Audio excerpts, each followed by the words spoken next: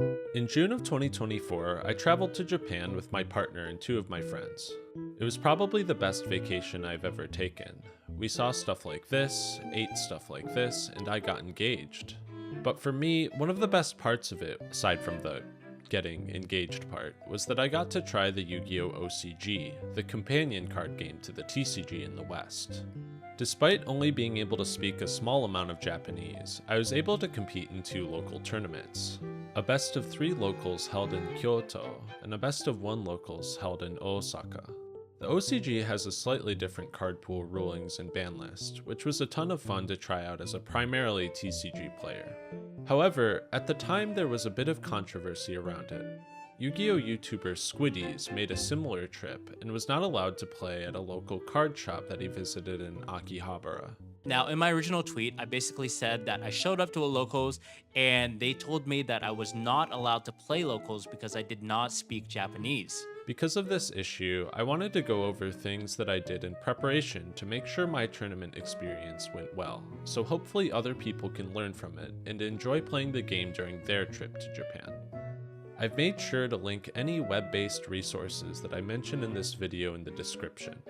I'm by no means an expert on the OCG or Japan, so if anyone has anything to add to this guide, feel free to mention it in the comments.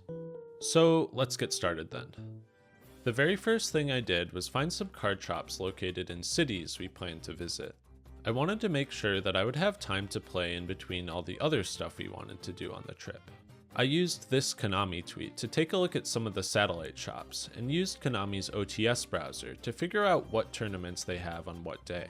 The shops we visited hold multiple small locals a day, and I was able to confirm in advance that there would be tournaments held when we were there. We made sure to plan those days such that it would be easy for me to get there after whatever we were doing in the morning.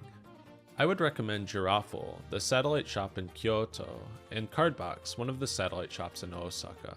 They were both very accommodating to my desire to compete. The next thing I did was decide on the deck I wanted to play.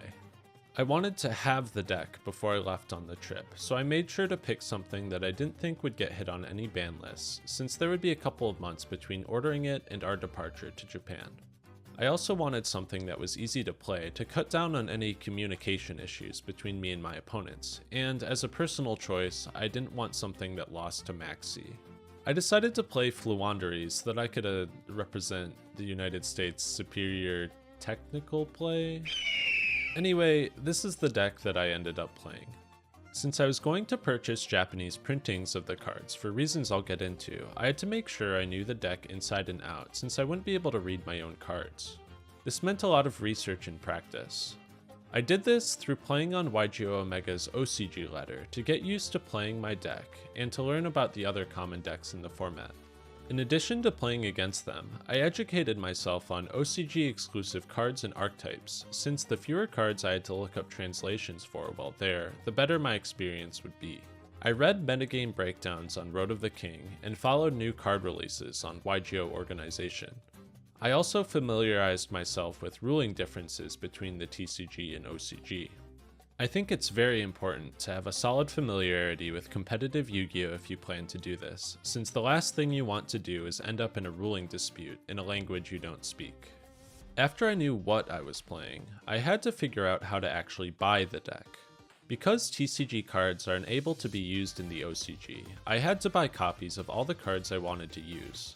It is important to buy your deck in Japanese specifically, because Asian English OCG printings of cards are apparently not legal for play in Japan and Korea, according to Wikipedia. I didn't want to deal with the struggle of trying to build a deck in Japan with my limited vacation time, even though they do have specific products for that, so I arranged to have all the cards from my deck list shipped to the US 14 weeks before we left. I did this in 2 parts. I first contracted a Japanese mail forwarding service to rent an address that could ship whatever was sent to it to my home address in the United States.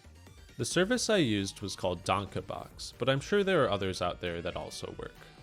Once that was set up, I put in an order through this Japanese card buying website to get it shipped to my Japanese address, which would be shipped to my house from there. I utilized this Firefox extension to help translate Japanese web pages for this process, which made the whole thing much easier. My deck arrived via airmail in about 2 weeks, with plenty of time left before we departed. I ordered a couple extra tech options in case something got banned or the metagame shifted, which actually came up when Pot of Extravagance went from 3 to 2 in an OCG ban list. My whole deck, which included a side deck and an extra deck full of filler cards to banish, cost about $130 with $40 of shipping that I split with my friend who also wanted to play Yu-Gi-Oh! While there. Honestly, compared to TCG decks, this was a pretty reasonable price for a list with top-of-the-line staples. Before I left, I made sure I had Yu-Gi-Oh! Neuron on my phone with a Kasi ID created. Some people say that you need a Japanese account to enter tournaments, but I had no problem scanning either my Neuron barcode from my TCG account or even using my physical KONAMI ID card from the dinosaur days. Neuron is super important there, since you can use it to check the status of the tournament, report the results of your matches, and scan Japanese cards to get an official English translation of them. I found this incredibly helpful when one of my opponents in Osaka navigated a Ritual Beast combo with cards I didn't know very well, but I still got styled on when he searched and then activated Ritual Beast bonds in the battle phase to OTK me. The way I saw Neuron being used in the OCG made tournaments way easier to run, without the need for yelling pairings in a loud room, or manually reporting scores after each match. I would love it if this aspect of the OCG made its way here, because it's so convenient. Finally, I took the time to educate myself on a bit of the Japanese language.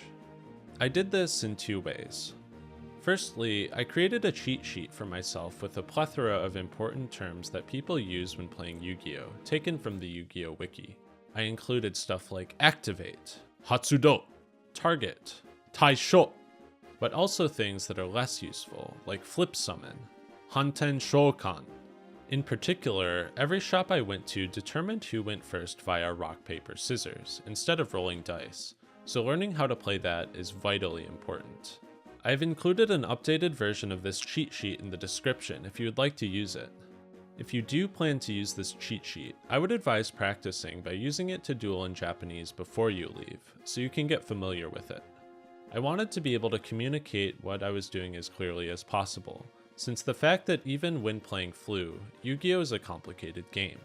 With a language barrier, it's possible to play without issue, but it's also possible to end up causing a problem when 2 people have a different understanding about what's currently going on with the game state. This can even happen if both people speak the same language. By doing your due diligence, you can make the experience so much easier and more fun for yourself and for your opponents. Secondly, I did do a bit of Japanese learning on the side. I wasn't super serious about it, just 10 minutes of Duolingo every day for about 8 months. One of the main Yu-Gi-Oh! Related benefits for this was learning how to say various numbers, which let me fluidly communicate chain links and damage. However, it was also super rewarding to be able to talk a little with my opponents after each game and learn about which cards and decks they liked and disliked. Eru shidoru nefirimu wa suki na kaado desu. Zoushoku suruji wa chotto. I was able to say that my opponent playing Ritual Beast was cool when he was owning me, and that's real human connection right there. There's a perception that the Japanese people aren't friendly, but I found that if you put in a bit of effort on your end, it can make it so much easier to get to know the people you meet a little, which is an incredibly rewarding part of traveling in my opinion. With that, I am out of characters, so I guess this is the end. I hope this was helpful for anyone looking to travel to Japan soon. I will return to making more video essays after this, I just wanted to share my experience here so that other people can benefit. If you have any suggestions or corrections for the cheat sheet or the video as a whole, please leave a comment. Thanks to Bill, my Patreon supporter. If you want to support me, see videos early, and have your name listed at the end, I have a Patreon that you can see in the description below. As always, thanks so much for watching.